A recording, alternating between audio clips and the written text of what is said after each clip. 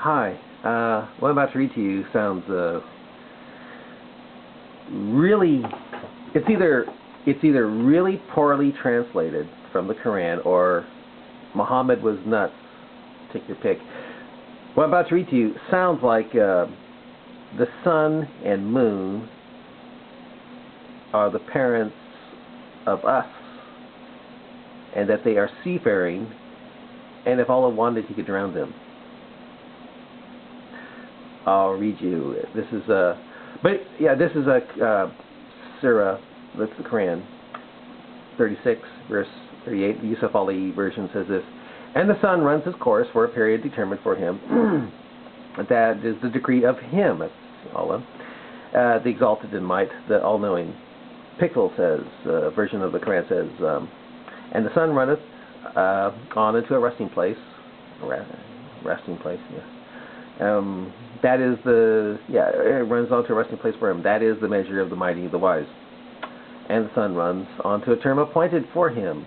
That is 36:39 says, "And the moon we have measured for her mansions." So the moon here is seen as female, and the sun is seen as male. So apparently the moon gave birth to us. Because I'll read on further here. And we know, Pickle, "And the moon we have appointed mansions till she return like an old shriveled palm leaf." Shakir, "And as for the moon, we have ordained for its stages." Stages. Now that sounds more online to something that's not so crazy sounding, you know. Yeah, because Yusuf Ali, 36:39 says, "And the moon we have measured for her mansions to traverse," and, to walk around and stuff, till she returns like an old withered, 36:40, Yusuf Ali, "It is not permitted to the sun to catch up to the moon." Makes it sound like they're orbiting around the earth. "Nor can the night outstrip the day." How can it? "Each just swims." Get that? Swims along in its own orbit, according to law. By what law? Certainly, it doesn't sound like the astronomical laws we know today. Pickle says, "It is not for the sun to overtake the moon." Well, I want to tell you something. The moon is overtaken by the sun in the daytime. That's why we have, that's why you can see an eclipse, a solar eclipse. A solar eclipse takes place when the sun catches up to the moon, as far as it looks. Of course, we all know that the sun doesn't move at all. It's just the way the rotation of the sun is, rotation of the earth is. Okay. Yeah. This is Pickle version. "It is not for the sun to overtake the moon." Right. "Nor doth the night outstrip the day. They float." They float, each in an orbit. Sun doesn't orbit people. Okay, Shakir, "Neither is it allowable. Yeah, neither is it allowable to the sun that it should overtake the moon." Yeah. In the day, it does overtake the moon, because that's how we see eclipses. Or is he trying to say, well, it's because the sun is stationary, like we know it is? But I'll read on here.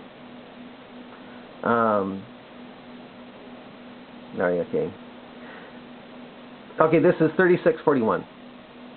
"And a sign for them," I believe that's talking about the moon and sun, "is that we bore," that means Allah, we, he likes to say we, "bore their race through the flood in the loaded ark." So, the descendants of Noah.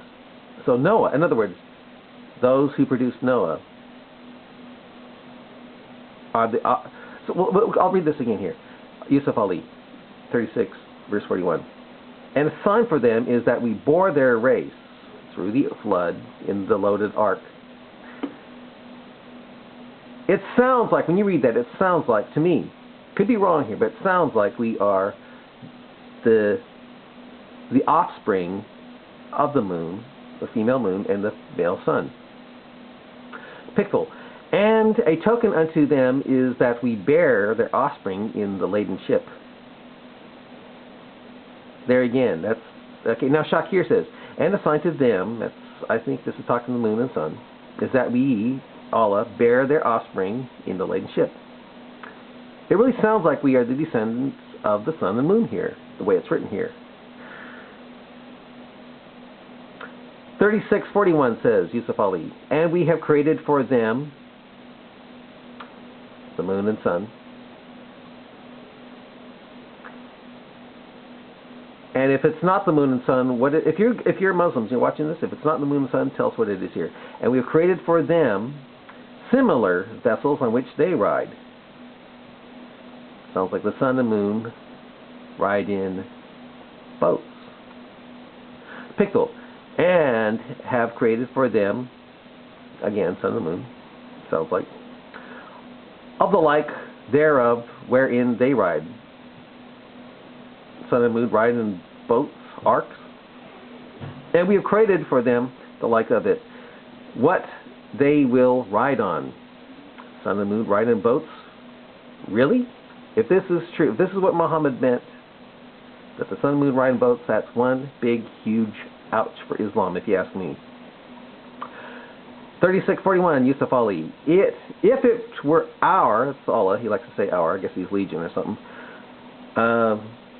Well, if it were our will, Allah is, yeah. If it were our will, we could drown them. Drown the sun and moon. But drown them where, if this is true? How can you drown the sun and the moon? Surely not drown the earth. Not drown them in the earth, right? I mean, in the ocean of the earth. I mean, how big is the moon and sun to Muhammad anyway? Then would there be no helper to hear their cry, nor could they be delivered. Well, the sun and the moon are awfully big, huge, and one of them is a well-fusion star, so I don't know how you could rescue them. Pictal says, and if we will, we drown them, and there is no help for them, neither can they be saved. Shakir says, and if we please, we can drown them, then shall there be no succor for them, nor shall they be rescued. Anyway, it really sounds like to me that Muhammad believed that the sun and moon traveled in an ocean of water in a canopy that surrounded the earth in a big sphere. Okay, if you don't believe me, here's one. The sun rides in a chariot carried by 360 angels. Go to Tabari 1:244. It seems to support the idea that the sun and moon are humans that produced us, but they ride in chariots. It's very bizarre. Anyway, if I translated this thing wrong, I mean, if I interpret this wrong, set me straight. If you're watching this, you're Muslim, watch this, set me straight, okay?